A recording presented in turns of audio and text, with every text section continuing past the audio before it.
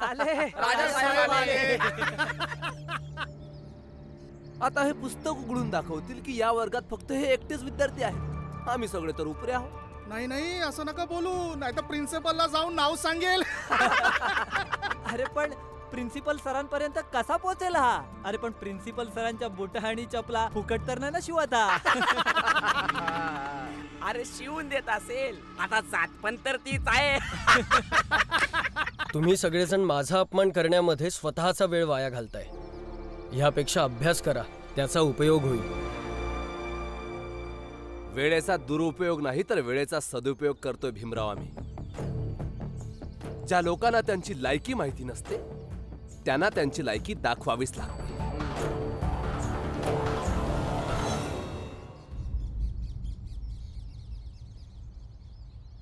बसा. मुलांनो, आज आपण शिकणार नाही आहोत, कारण एज्युकेशन डिपार्टमेंटमधून काही माणसं येत आहेत. आपल्या विद्यालयाच्या 11वी 12वी वर्गातील काही विद्यार्थी त्यांचं स्वागत करतील. त्यानंतर ते लोक त्या विद्यार्थ्यांना शिक्षणाबद्दल काही प्रश्न विचारतील. तर मी काही विद्यार्थ्यांचं चयन करतो जे त्यांच्या प्रश्नांची उत्तरे देतील. आता मी ज्यांचं नाव घेतो ते बाजूला येऊन उभे राहतील.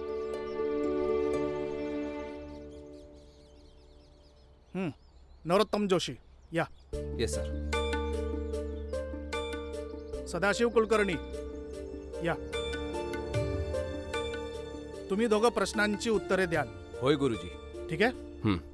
गुरुजी, मला सुद्धा सहभागी करून घ्या ना. भीमराव, तुला या वर्गात शिकायला मिळतंय हीच खूप मोठी गोष्ट आहे. याचा अर्थ हा नाही की तू आमच्या डोक्यावर मिऱ्या वाटशील. तुला काय वाटतं? हा, अतिथींच्या समोर एका छोट्या जातीच्या विद्यार्थ्याला उभं करून त्यांचा अपमान करू? जेव्हा त्यांना हे समजेल की तू खालच्या जातीचा विद्यार्थी आहेस तर त्यांचा उपमर्द होईल. ते तर हेच विचार करतील ना की उच्च जातीतले विद्यार्थी असून आमच्या समोर एका खालच्या जातीतल्या विद्यार्थ्याला हजर केलं. ते जर ह्या इथे शिक्षणाविषयी बोलायला येत असतील, विद्यार्थ्यांना समजवायला येत असतील, विद्यालयामध्ये शिक्षणाचा स्तर बघणार असतील, तर त्यांना जात नाही शिक्षण महत्वाचं असेल. तसंही जात ही तुमच्यासाठी एक समस्या आहे. ते लोकही या समाजाचा भाग आहे भीमराव. ते तर तुझ्या सावलीपासून लांब पडतात.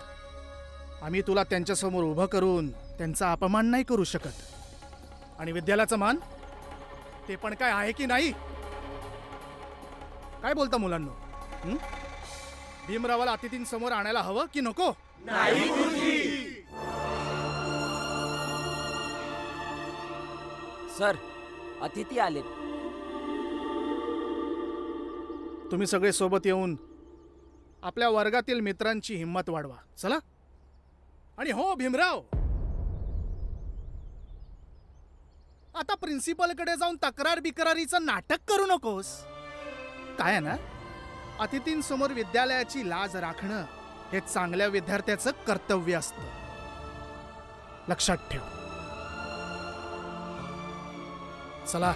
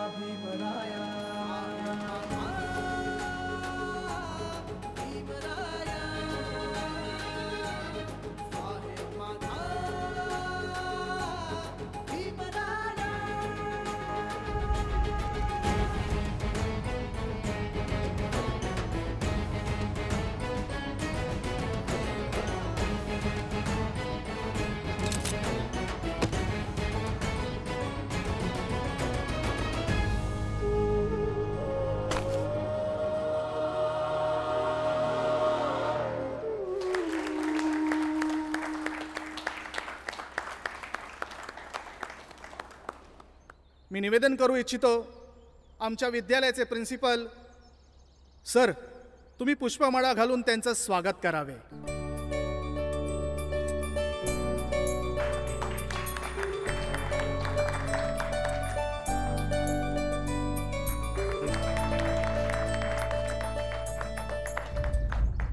माननीय अतिथीगण, आमचे सगळे विद्यार्थी बुद्धिमान, परंतु सगळ्यांचीच परीक्षा घेणे हे काय संभव नाहीये. म्हणून जे सगळ्यात कल्पक आहेत त्यांना निवडून तुमच्या समोर हजर केलंय. हे आहेत नरोत्तम जोशी, सदाशिव कुलकर्णी, देशराम पाटील आणि मनोहर शास्त्री.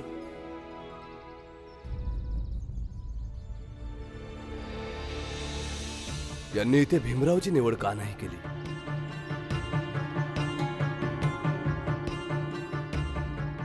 तुम्हाला जे हवे ते प्रश्न तुम्ही विचारू शकता. नक्की. धर्म, कुळ, जात या सगळ्यांचा त्याग करून कुठलीही व्यक्ती एक क्षणही राहू शकत नाही. आमच्या धर्माच्या रक्षणा हेतू आमच्या मतावर ठाम राहू. भीमरावाला विज्ञान शिकू देणार नाही. विद्यार्थ्यांनो, मला हे सांगा, कोलंबस आणि वास्को दी गामा या दोघांमध्ये काय समानता आणि काय असमानता होती? दोघांमध्ये ही समानता आहे की दोघेही नाविक होते, महत्वाकांक्षी होते आणि बहादूर होते. आणि विषमता ही आहे की ते दोघेही समुद्री मार्गाने भारताला शोधायला निघाले. कोलंबस भारताच्या ऐवजी अमेरिकेला पोहोचले आणि तिथे वास्को दी गामाने भारताचा प्रवास पूर्ण केला.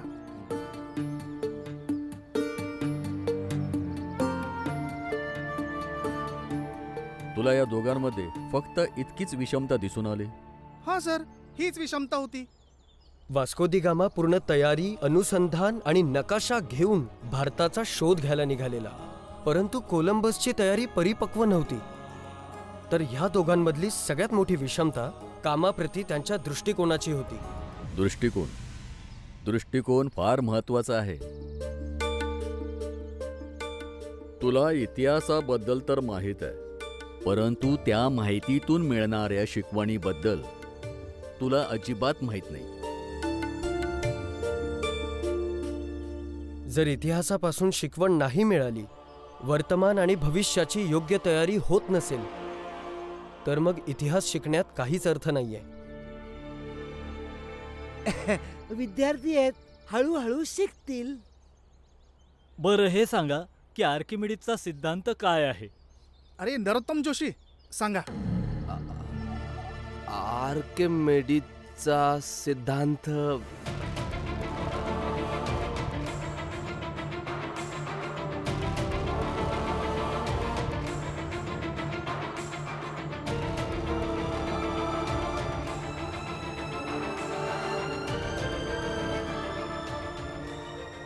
अरे आर्किमिडीजचा सिद्धांत वर्गात शिकवलं होतं ना?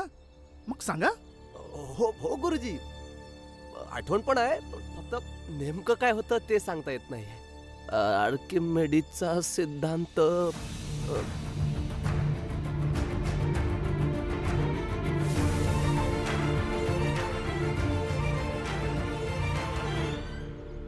नरोत्तम बाळा, आरामात विचार करून सांग. आर्किमिडीज, हो सर, आठवलं. हेच की कोणी कोणी बुडून जातं, कोणी वर तरंगतं. काय बुडतं आणि काय तरंगतं? लाकूड तरंगलं जातं आणि तुम्ही, मी, लोखंड, दगड हे सगळं बुडून जातं. पण लोखंडाचं जहाज पाण्यावर तरंगतं आणि माणूस देखील. जेव्हा तो पोहणं शिकतो तेव्हा तो पाण्यावर तरंगू शकतो. तो तर नाही बुडत. सर, लोखंडाच्या जहाजाला पाण्यात उतरवण्याआधी पूजा केली जाते, ईश्वराचा आशीर्वाद घेतला जातो आणि ईश्वराच्या आशीर्वादानेच तर दगड पण तरंगतात.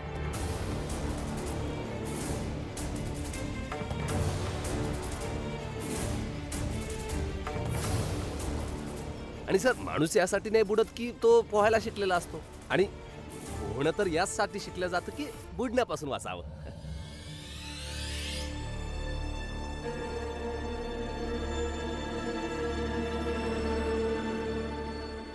आज पद्माकराच्या विद्यार्थ्यांनी आपल्या सगळ्यांचं नाक कापलं. आर्किमिडीजचा सिद्धांत हाच आहे का? हो सर, असंच काहीच आहे बुडणं आणि तरंगण्याविषयी. आम्हाला खंत वाटते. इथल्या शिक्षण व्यवस्थेवर आम्ही अजिबात समाधानी नाही आहोत. तुमच्या कोणत्याच विद्यार्थ्याला काहीच येत नाही,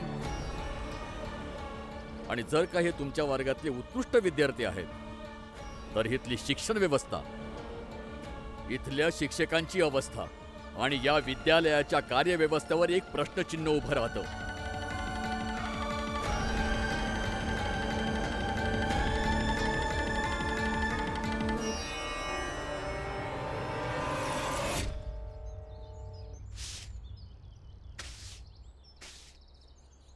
ते लोकही या समाजाचा भाग आहे भीमराव. ते तर तुझ्या सावलीपासून लांब पडतात.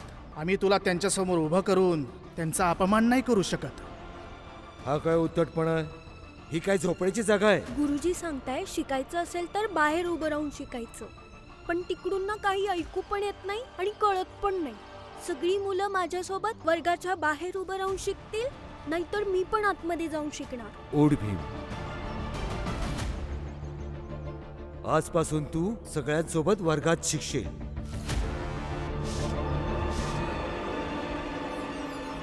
काका, थोड्या वेळासाठी हे तुम्ही ठेवा आणि झाडू मला द्या ना. अरे तू अभ्यास कर ना. मी आज नाही नाही काका, माझं महत्वाचं काम आहे. द्या. धन्यवाद. अरे काय करतोयस? आमचा हा कॉलेजचा दौरा समाधानकारक नाहीये. काय शिकवता तुम्ही? तुम्ही सगळे काय करताय? जर या प्रकारची शिक्षण व्यवस्था असेल तर मग प्रशासनाला कठोर निर्णय घ्यावा लागेल. चला. जेव्हा एखादी वस्तू कुठल्याही द्रव्यामध्ये पूर्ण किंवा थोड्या प्रमाणात भिजवली जाते तेव्हा त्याच्या वजनामध्ये घट जाणवते. वजनाची ही घट वस्तूद्वारे बाजूला केलेल्या द्रव्य इतकी असते, ज्यामुळे वस्तूवर खालच्या बाजूने वरच्या दिशेला एक बळ तयार होतं, ज्याला उत्प्लावन बळ म्हणलं जातं, जे वस्तूनी बाजूला केलेल्या द्रव्याच्या वजना इतकं असतं. ह्यामुळे कुठलीही वस्तू पाण्यावर तरंगते. तर सर, याचा अर्थ असा झाला, जी वस्तू वजनापेक्षा अधिक पाणी बाजूला करण्याची क्षमता ठेवते ती पाण्यामध्ये बुडत नाही. अरे तू तर झाडू मारणारा वाटतोस. तुला हे सगळं कसं माहीत? सर, पद्माकर गुरुजी जेव्हा हे शिकवत होते तेव्हा मी वर्गाबाहेर झाडू मारत होतो. पण ते एवढं चांगलं शिकवत होते की मला सगळं लक्षात राहिलं. सर, ह्या कॉलेजमध्ये सगळे अध्यापक सगळे विषय चांगल्या पद्धतीने शिकवतात. या कॉलेजमध्ये खूप योग्य पद्धतीने शिकवलं जातं सर. इथले सगळे शिक्षक खूप चांगले आहेत. अरे वा, तू तर खूपच हुशार आहेस. तू वर्गाच्या बाहेर न बसता तू वर्गात बसून शिक्षण घ्यायला हवंस. काय? याच्या शिक्षणाची व्यवस्था करा. सुधारा या विद्यालयाच्या शिक्षण व्यवस्थेला. ज्यांना साफसफाई करायला पाहिजे ते वर्गात बसून शिकतायत आणि ज्यांनी शिकलं पाहिजे तो बाहेर साफसफाई करतोय.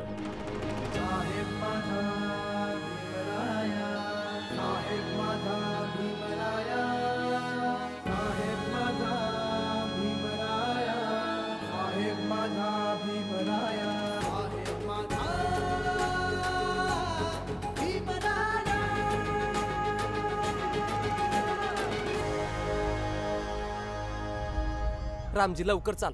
ते पोलीस स्टेशनात तक्रार नोंदवायची. कशासाठी? कोणीतरी माझे किस्से कापले. मला आधी हे सांग, की खिसा कापला कुठे? कारण त्याच परिसराच्या चौकीत तक्रार करावी लागेल. ते मी माटुंगा रेल्वे स्टेशनवरती वडापाव खात होतो तेव्हाच कोणीतरी हे केलंय. हे तर आतेच झाले आता रामजी. आता माटुंगा स्टेशनवर किती चोर भरलेले आहेत. आता काल रात्री माझ्यासोबत माटुंगा स्टेशनवर 10 लोक झोपली होती. त्यात सगळ्यांचे किस्से कापले. लय हैराण करून सोडलंय बघा. हेच तर भाऊ होते, यांचा पण किस्सा कापलेला. पुरंजन, तू माझ्याशी खोटं का बोललास की तू शेठजीच्या मुलाने ध्रुवने सांगितलेल्या कोणा ओळखीच्या इथे राहायला गेला होतास? रामजी, मी खोटं नाही बोलणार तर काय करणार. अरे मला असं वाटत नव्हतं की मी तुझ्यासोबत तुझ्या घरी राहून तुझ्या अडचणी आणखी वाढवून टाकू. अरे उभं राहून इथं काय करताय? जा आपल्या कामाला लागा. शेठजी, हा माझा मित्र पुरंजन. याला नोकरीची खूपच गरज आहे. पण याची अवस्था तरी पाहिली का? मी कवाच तक्रारीची संधी देणार नाही. शेठजी, याची जबाबदारी मी घेतो.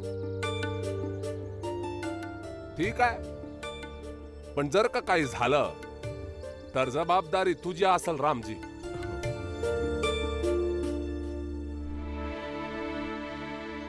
माफ करा मला, मी सफाई कर्मचारी म्हणून त्यांच्यासमोर उभा राहिलो.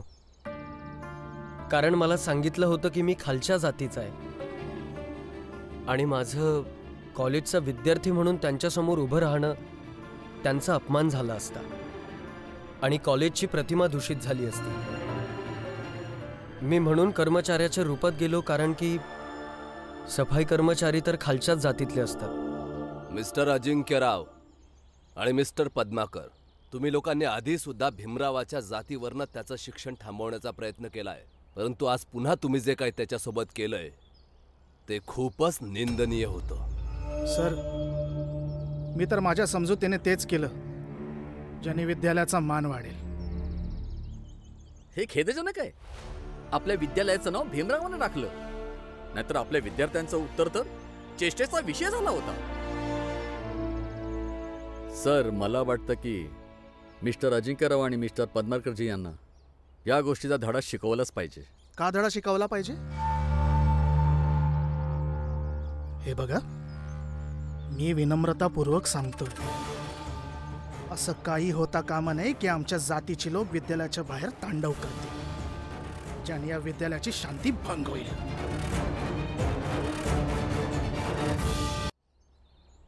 हे तर सरळ सरळ धमकी देत आहेत. धमकी नाहीये सर, जातीचा माज आहे. त्यांना शिक्षक असण्याचा अभिमान नाहीये, त्यांना आपल्या उच्च कुळाचे असण्याचा अहंकार आहे. तर मग गमन करण्याकरता श्रेष्ठ व्हावं लागतं आणि आम्ही जन्मापासून श्रेष्ठ आहोत. माफ करा सर.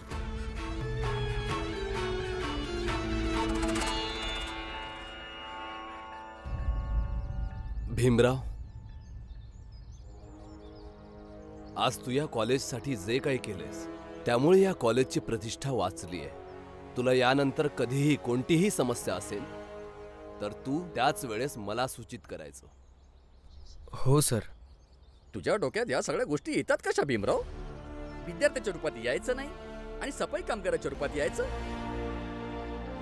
सर, गरीब आणि वंचित लोक नदीच्या वाहत्या पाण्यासारखे असतात. त्यांना त्यांचं ध्येय संघर्ष करूनच मिळवावं लागतं. मीही तेच केलं सर.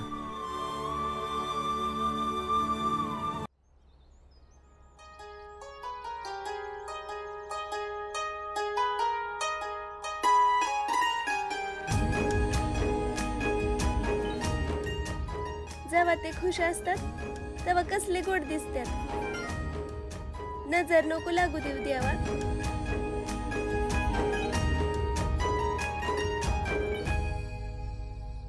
अरे दादा, काय करतेस? काय झालं आई?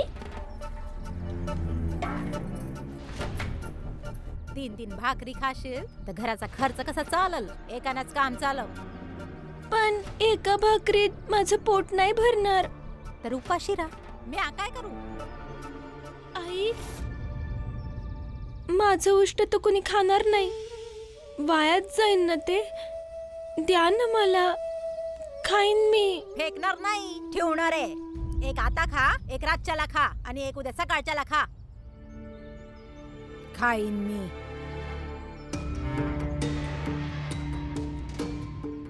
आई, हे बरं वाटतंय का? तुम्ही याआधी असं कधीच नाही केलं, मग आज असं का वागताय? कारण की ती रमा त्या भीमला जाऊन सांगू शकन की घरामंदी असा व्यवहार होतोय तिच्या संग. म्हणजे तो भीम त्या रमाला घेऊन कुठं लांब निघून जाईल आणि आपल्या लोकांचं जगणं थोडं सोपं होऊन जाईल. म्हणजे तुझ्या पोटात जे पोर वाढतंय ना, त्याचं येणारं उद्या सुरक्षित व्हावं. तुला हे हवंय का की तुझ्या येणाऱ्या पोराच्या दुधाच्या जागी त्या भीमरावाची पुस्तकं विकत आणली जावीत? तर मग माझ्यासारखा विचार करावा लागल. पण आई, जर रमानं भीमरावांना किंवा बाबांना सांगितलं तर? मग काय तमाशा होईल? होऊन जाऊ दे की. तसं बी या घरात जेव्हा तमाशा होतो तेव्हा समद व्यवस्थित होतं. तू काळजी करू नगस.